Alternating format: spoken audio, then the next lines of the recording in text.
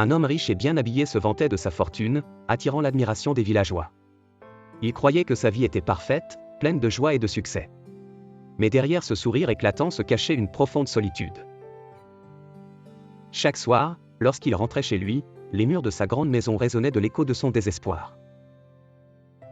Un jour, une vieille femme en haillons s'approcha de lui, son visage marqué par les épreuves.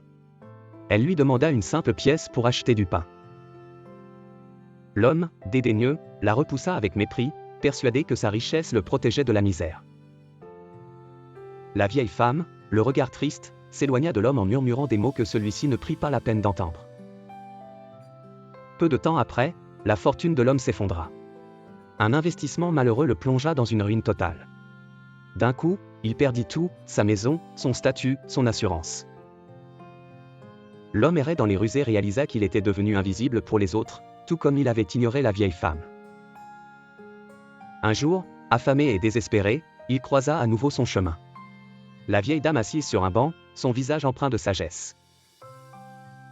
Elle l'observait avec compassion. Quand il s'approcha, la vieille femme lui tendit un morceau de pain, et ses yeux brillaient d'une lumière réconfortante.